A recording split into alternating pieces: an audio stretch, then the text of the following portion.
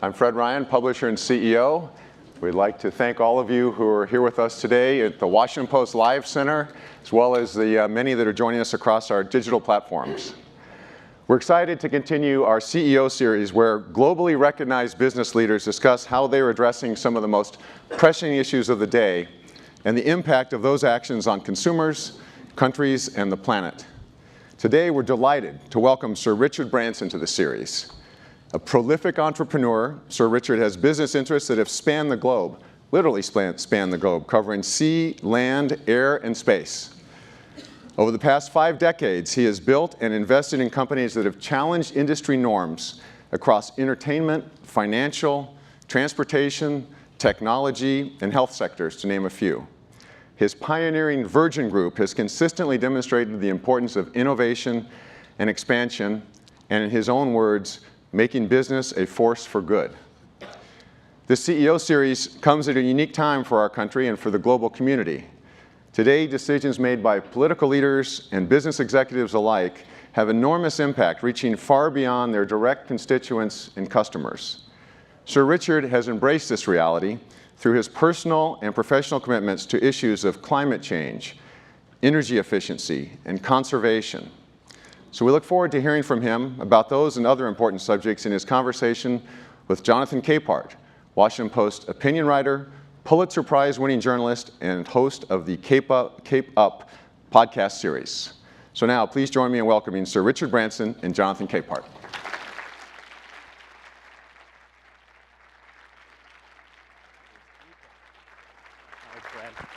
Thank you. Wow. Look at all these people, Sir Richard. It's amazing. Well, good afternoon. I'm Jonathan Capehart of the Washington Post, as our publisher just said. And I'm excited to welcome you to our CEO interview series with Sir Richard Branson. Thank you again very much for joining us today.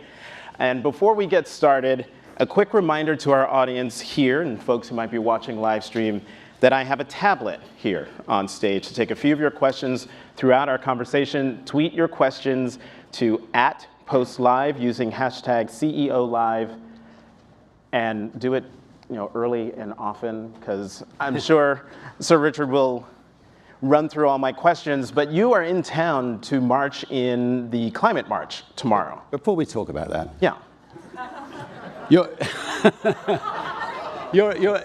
Anytime I go on stage, I normally bring a pair. Your assistant actually gave me this, saying that your tie should be cut off. But he's got a very nice. He's got a very. You've got a very nice tie. So I think.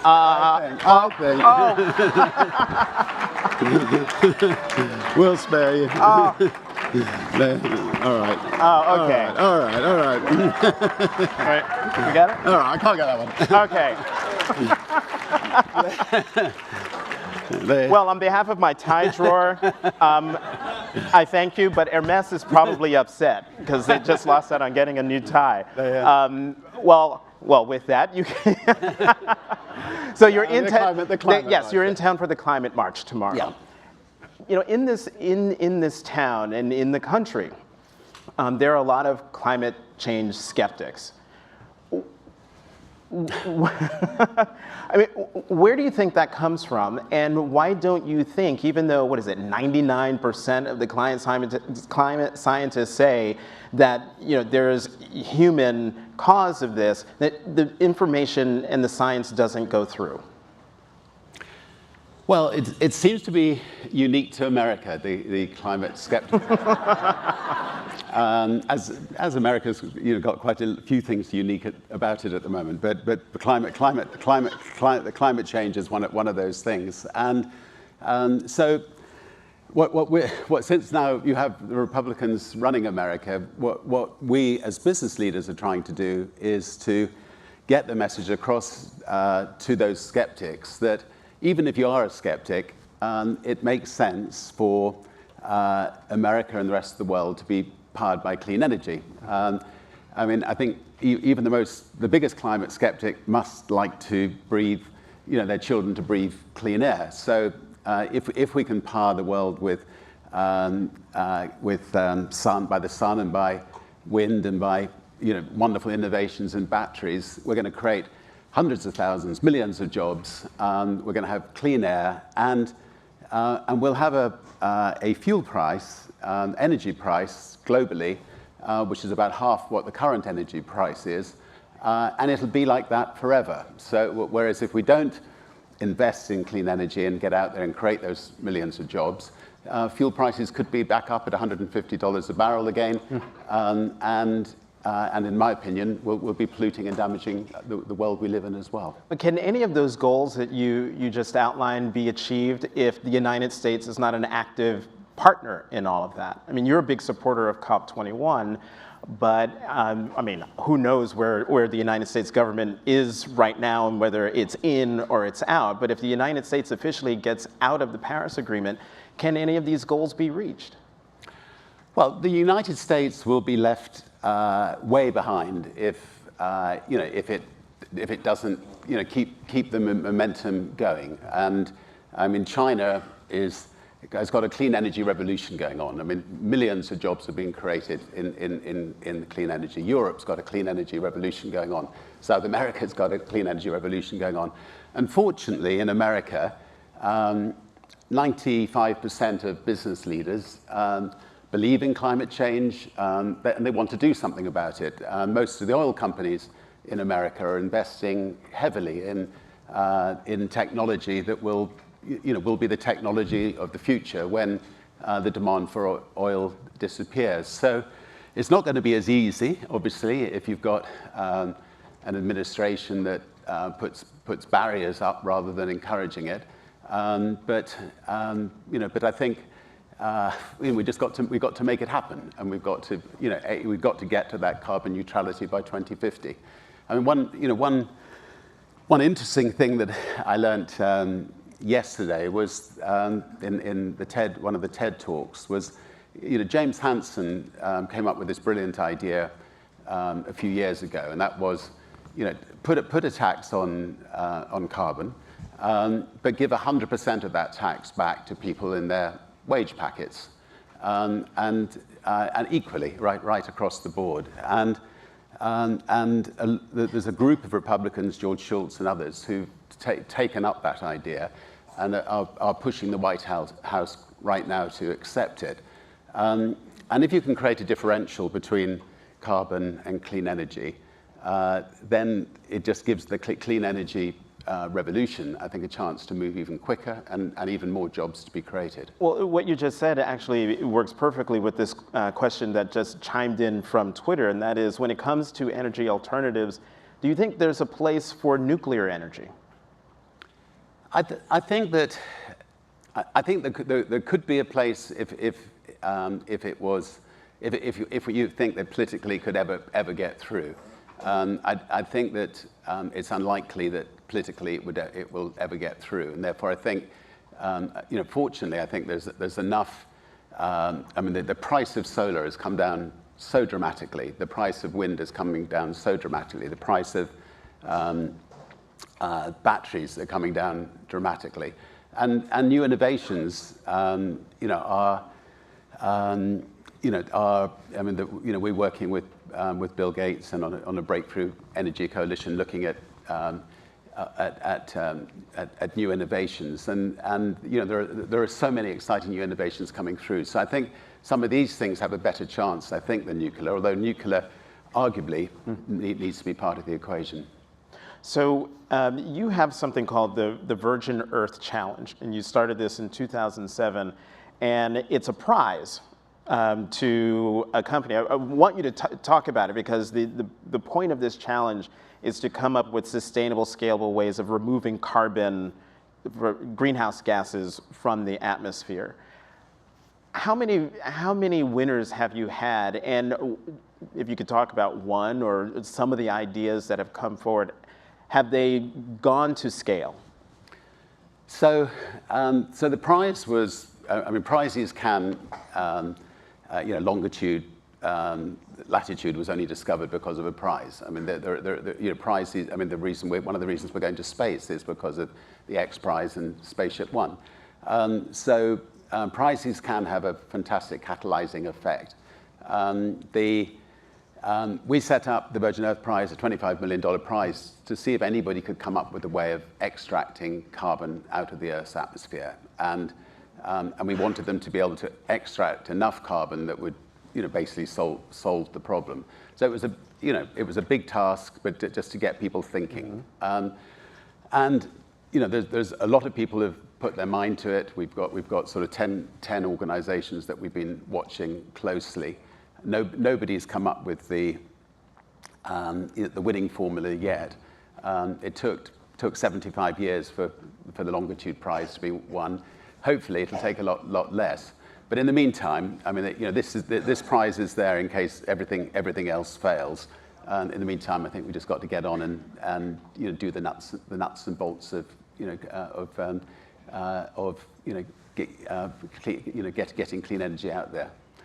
I mean, there are many new technologies that are being developed. I mean, like in Manchester University, there were two professors that won the prize for inventing something called graphene. Now, carbon was, we built a plane a few years ago called the Virgin Atlantic Global Flyer, 100% out of carbon fiber, to show Boeing and Airbus that carbon fiber should be part of the mix for aeroplanes. And when it successfully flew non-stop around the world with Steve Fossett piloting it, Airbus came to where we built it, and as a result, I think, I mean, partly as a result of that and other things, you've got the 787, you've got the A350 planes, which are 50–60% carbon fiber. And that means we're saving 20% fuel burn on them. We're now working with Manchester University and others on graphene. Graphene is maybe 9 times lighter than carbon fiber. It's maybe 9 times stronger, very roughly, than carbon fiber. You can't use it in quite the same way as carbon fiber because it's incredibly thin, but you can mix it into the mix. And so future planes, hopefully, will then be another big step forward and much lighter. So, lots and lots of these things are going on around the world, which hopefully, if every country works hard towards fulfilling them, we will get there. So you've mentioned space, you've mentioned airlines, 2 subjects that I want to get to, but before I do that, I want to ask you about the assertion that we heard over and over and over again here in this country that coal is coming back, that we're going to bring the coal jobs back. You firmly believe that renewable energy will win the day. Has it won the day, or will it win the day, or has it already won the day, renewable energy? Not necessarily here in this country, but globally. Well, I mean, I can't think of anything more stupid than to talk about bringing coal back. I mean, actually, there are some things that are even more stupid, but anyway. I mean, first of all, digging coal is a pretty horrible job. It kills a lot of people that work in coal mines,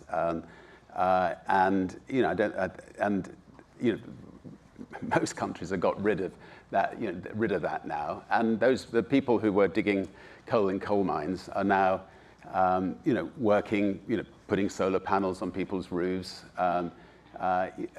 working on creating windmills. A whole new revolution of new jobs is being created, and America should be setting an example to other countries that are still reliant on coal, to show that you don't have to be reliant on coal anymore. Unfortunately, China that was building a new coal-powered power station every week are now moving rapidly towards clean energy, and obviously they have dirty energy in their face. I mean, the coal. If you go into Beijing and other places, you can hardly see, and so they have another incentive as well. Would you say that China's leading the renewable energy revolution? Yeah. Or is that too? Oh no, China is definitely leading the clean energy revolution today. I mean, they've already, I would say, overtaken America, and And the reason that we are, the clean energy revolution is really taking off now is the price they've managed to drive solar panels down. I think on some of the more technical things like battery power, America is still ahead, and Europe. As far as just replacing dirty energy, China, I would say, is moving the quickest. So is the reason why you're getting into space travel is because you're trying to ensure that we have a way and someplace to go before Earth turns into a galactic raisin? Generally speaking, the Earth is a pretty good place to be, and we've got to make sure that we keep it a good place to be and make it an even better place to be. I mean, if you look at the last 6 decades, and study the last 6 decades, every decade has got better and better and better. Whether it's famine, whether it's poverty, whether it's even wars. I mean, pretty well everything's got better. I mean, obviously, Syria's been the most ghastly blight there, but by and large, things have got better. You wouldn't believe it if you saw 24-hour news, but things have got better. Gay rights. I mean, in America, things have got better. Other countries, there's a lot of work still to do. So I don't think we need to all go and live on the moon or Mars. And they're not very hospitable places. But I do think that space can play, and already has played, a massive positive role for back here on Earth. So, I mean, we're involved in putting, a big array of satellites around the Earth, which will continue to make a big difference to. I mean, there's still 4.5 billion people who don't have internet or Wi-Fi access. They are at a big disadvantage to those of us who do, and a lot of those people don't even have the access to telephones as well, education that you get through the internet and other things, and I think that people should, if they want, be able to go to space and become astronauts and marvel back at the wonderful world we live. So I think you call it Virgin Galactic astronauts. So could I right now say to you, hey Richard, I want to be one of your astronauts. How does that even work? How does that happen? Well, you have to work hard and make a bit of money. A bit of money. And how much are we talking? No, I mean, initially it's expensive. I mean, it's about $250,000. About the same price as a certain club membership, I heard. But so $250,000. What club are we talking about? You go to expensive clubs. I've never been. I've only seen pictures. But I think anyway, it has to start somewhere. I mean, like the aviation travel was the equivalent price in the 1920s, and it will come down, quite a lot in the years to come. And I think through space travel, we're going to get point-to-point travel at much quicker speeds. We're going to get almost completely environmentally friendly travel. There's a whole lot of breakthroughs, I think, which will take place. One day we will have a Virgin hotel in space, and it's something that I know my children are looking forward to, and I hope we can hurry up so I can look forward to it. So when I believe a test flight is going to happen this year, and then is the hope 2018 to have like a full-on, full-fledged, the first Virgin Galactic astronauts to go up? I've made the mistake of giving dates before and being wrong, but if you say so, that sounds. It's all about being hopeful. Being hopeful. Yeah, no, I mean it's been tough. I mean space is tough, and I think all of us who've been in it have found it tougher than we thought. And yet you stick with it, though.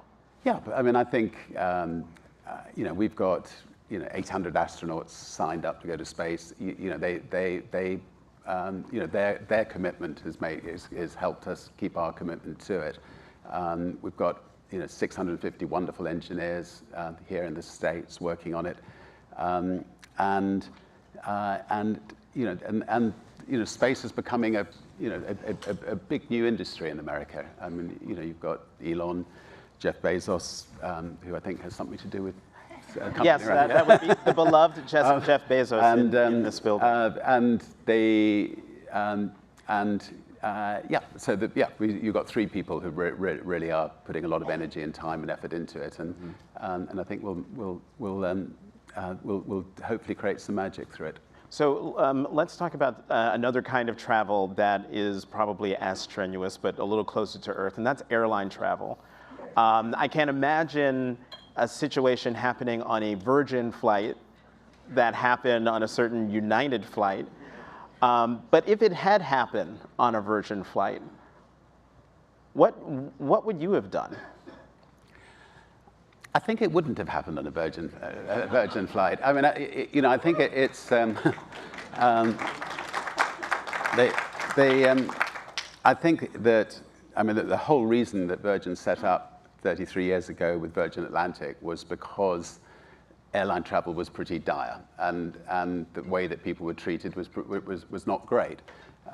So we set up Virgin Atlantic just with one second-hand 747, taking on TWA and Pan Am and Air Florida and People's Express and there's a name I haven't heard in a long time. I mentioned those four because these were between them had something like 800 planes, and we had one plane, and all of those airlines have disappeared, and the reason they disappeared was they didn't look after the people who traveled on them, and they got replaced by United and American and others, and those airlines have been bust, three or four times, mm-hmm.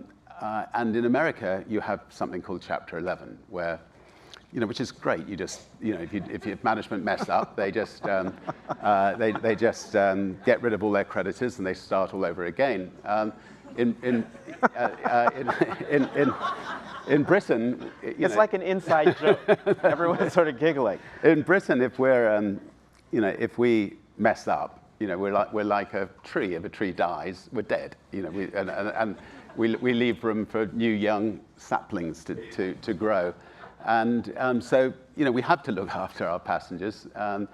We can't afford to go into Chapter 11. We can't afford to go bankrupt. And, we just have to be, we have to be great. And it's a lot more fun running an airline that has people who smile and are friendly to their passengers, and rather than the reverse. So you still have Virgin Atlantic, but, it broke my heart to read that you sold Virgin America to Alaska. I didn't sell Virgin. Okay, Virgin America was sold to Alaska Airlines.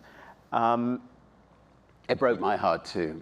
So I think you have this rather strange situation in America that British people, we can own banks in America, we can own spaceship companies in America, we can own hospitals in America, we can own lots of things, but we're not allowed to own an airline. And this has been a really clever move by the big airlines to try to protect their patch, and they managed to lobby and fight and keep a situation where only people who with American passports can own American airlines. And so when we set up Virgin America, we had to bring in venture capital organizations to own it, and we were a minority shareholder, and sadly, they had an offer they couldn't refuse, and they sold it. So there goes the cabin with the purple lights. Since you're here, let me ask you this: what's up with the purple light? I mean, am I supposed to feel like I'm walking into a club in South Beach or Ibiza, or is there some other thing at work with the purple light? Because no one else does it. If you run the exciting thing about starting a company or starting an airline is you take out a big blank sheet of paper and you think, this is what you should do, I think. and you're painting a painting. You're trying to get every single little thing right on that canvas. So, and obviously, number one priority is you get the friendliest, best people to work within this canvas, work within your airline. But then every little detail must be right. So when you walk on, you must feel into an airline. You must feel, wow, I feel at home. I feel welcome.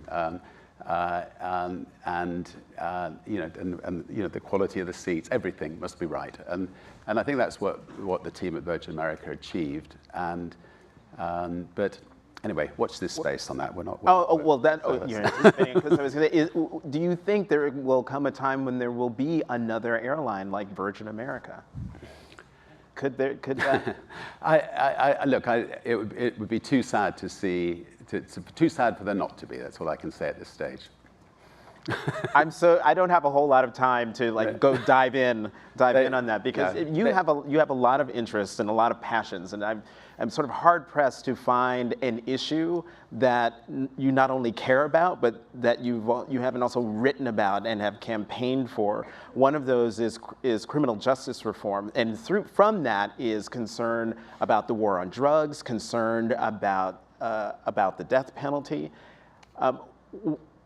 Why, of all the things that you have to do, and all of the companies that you're running, and all of the issues that you are passionate about, what is it about criminal justice that pulls you in?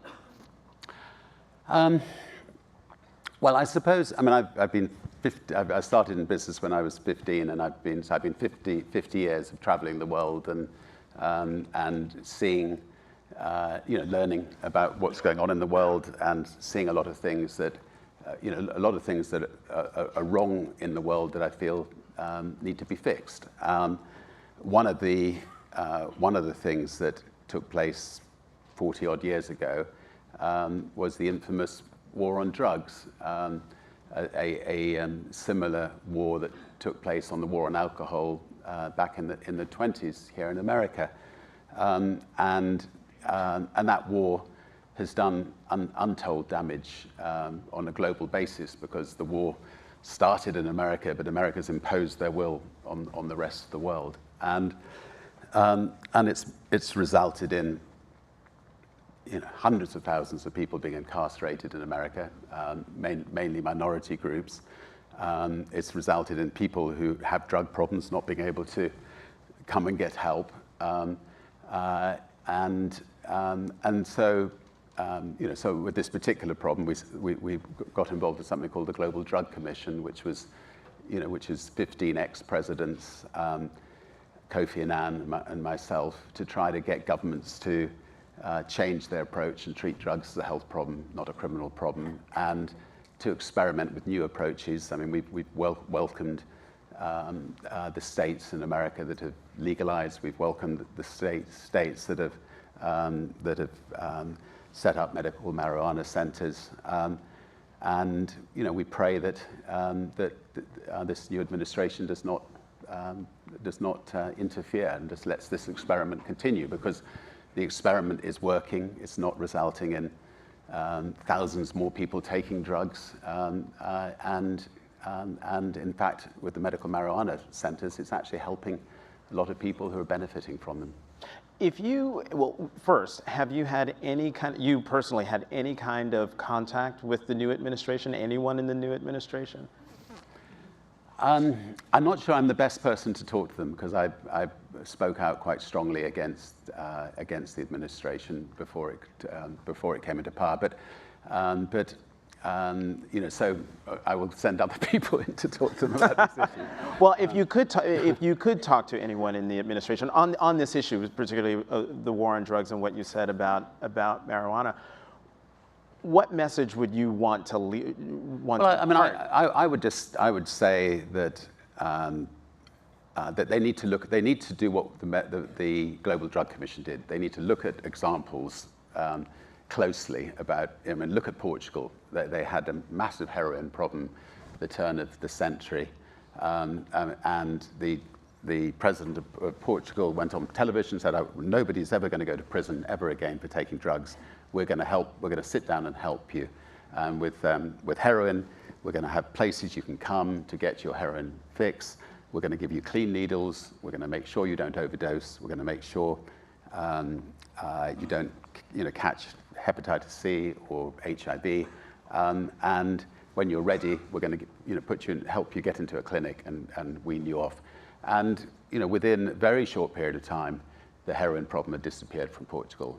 America's now got a big heroin problem. That is the way to deal with it, not to leave these people in this sort of shady underworld, having to go and break and enter into people's homes to get their fix. When people who are addicted to heroin, generally speaking, want to get off it. They want help, and you can't leave them to the underworld. So according to my reporting, President Obama when he was president, was reading an article on criminal justice reform. And you were mentioned in this article, and he was so impressed, he turned to an aide and said, he's doing some interesting things, I'd like to meet him. You eventually went to lunch at the White House with President Obama. You found a kindred spirit in him, didn't you? Yes, I mean, I suspect we agree on a lot of things, and we had, that was our first time of really getting to know each other well. And whether it was death penalty reform or climate change, or pretty well all areas, I would say that we were on the same page. We were on the same page, and yeah, it was a privilege spending time with him. I went that night to. I'll tell a story against myself. I went that night to his birthday party at the White House, and I was walking in with a friend, and there was a picture of him with this lovely little girl, sitting next to him. And I said to my friend, "Is that his daughter?" And she said, "Richard, his daughter's black."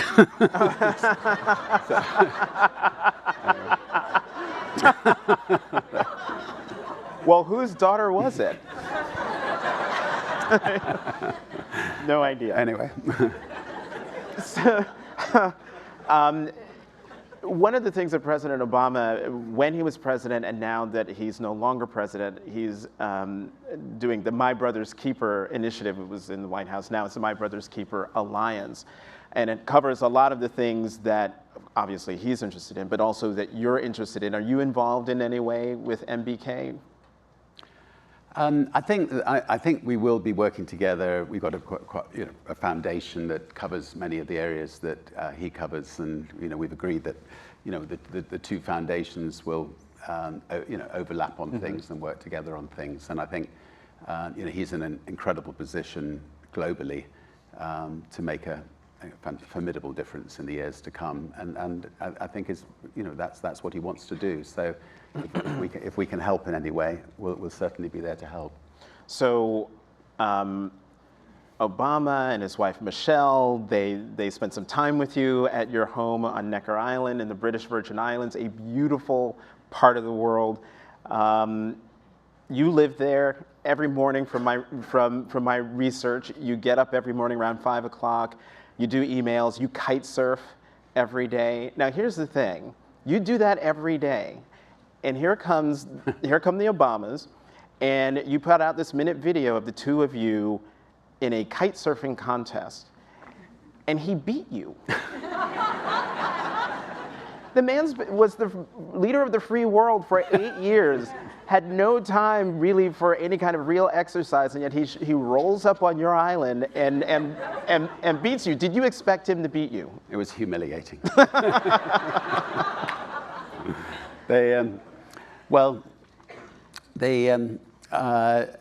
My only defense was I was learning to do something called foil boarding against him learning to kite. So foil boarding is very, very strange. You're going along on a board, and the board then comes out 3 foot out of the water, and generally you just end up falling.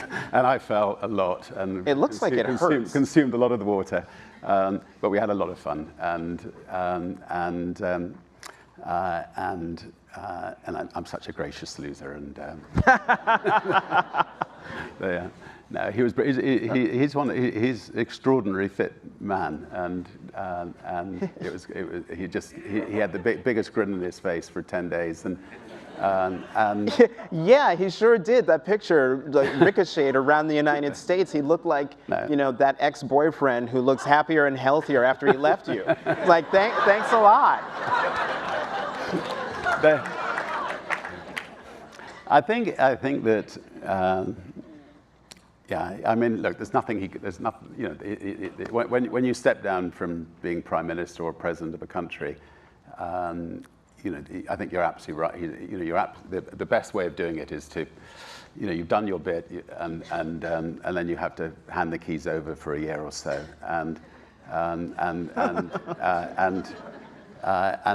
not to, do your best not to interfere, and it must be very difficult. But I think I'm sure that's sensible advice, and it seems to be the way he's behaving. So one thing I found very surprising to read, and tell me if I've read something that's not true, and that is you are very, very shy. You're naturally shy. You're an introvert, which runs completely counter to everything that I've seen just from what you've done in terms of just branding the Virgin brand around the world. Shy is not what I get. I get brash, confident, extrovert, hard charging. How do you do that? How do you put the shyness aside to be a very public showman? Well, my mum tried to teach me how to get over my shyness. She would, shove us on a stage and tell us that shyness was a selfish thing, and you're thinking of yourself, and you've got to get out there and think about other people, and so I think I've hopefully I think largely overcome it over the years. If I'm talking about subjects that I know about, and maybe that's why I love to learn about everything that's going on in the world, I find it relatively easy. And I'm talking about things you don't know about, and having to bullshit about things you don't know about, I find really tough.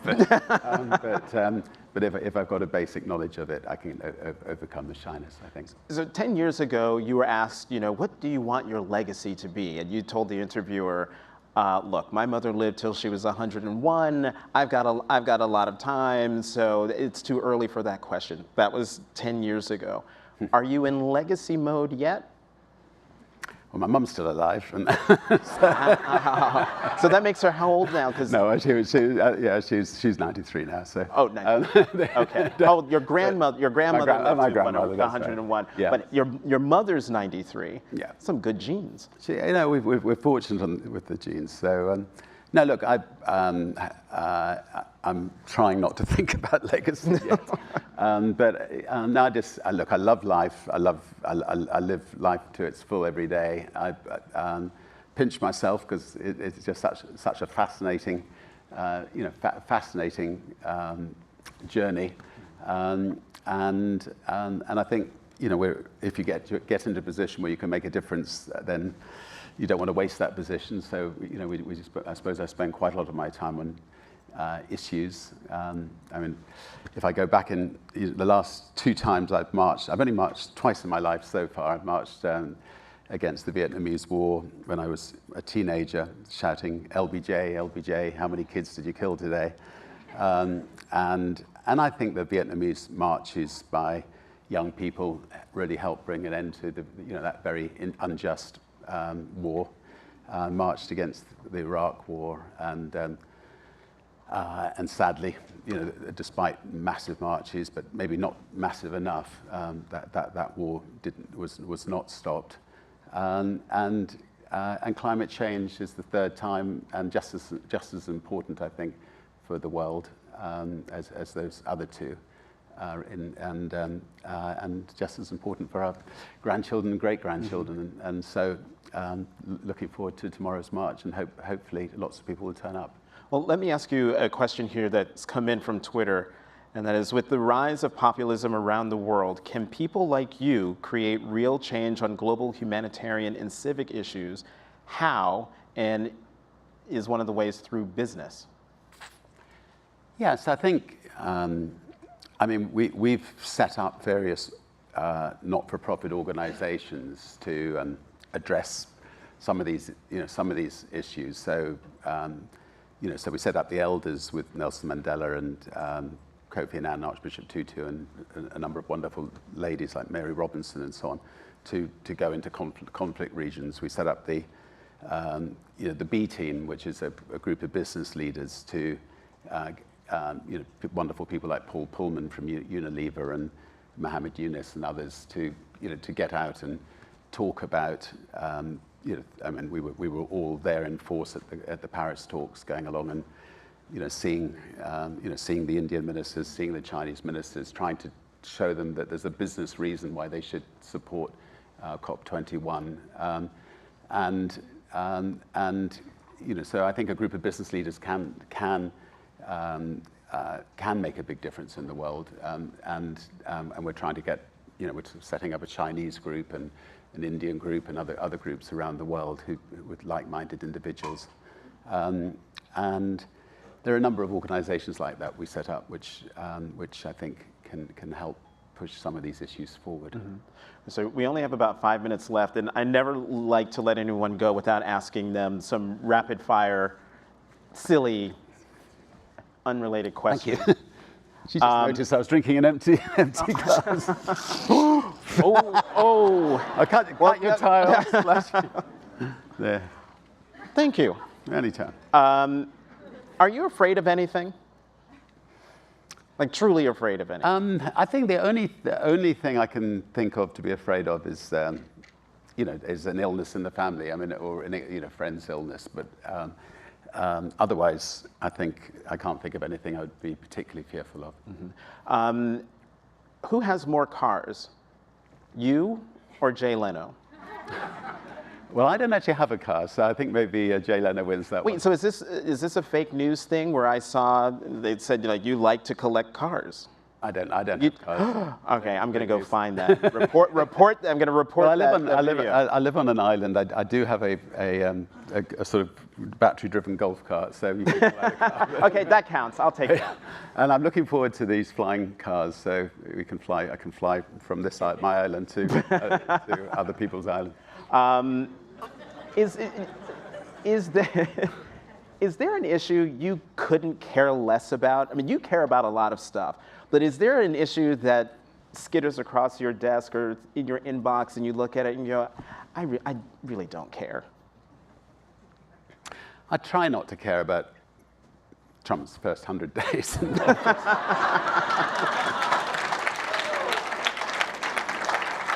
Whatever do you mean? So there really isn't anything you care about?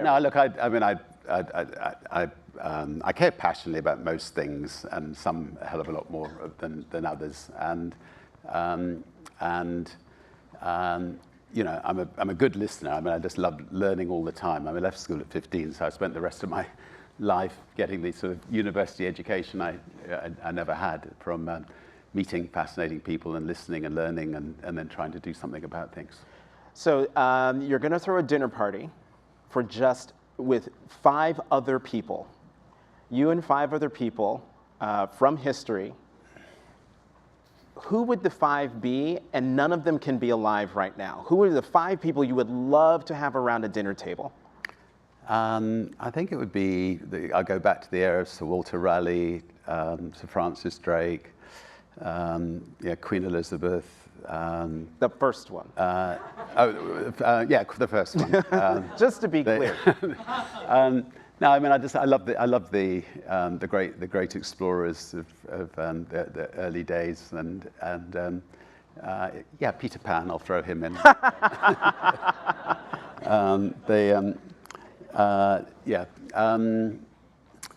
Who else? Because you've got 1 seat left. I've got 1 seat left.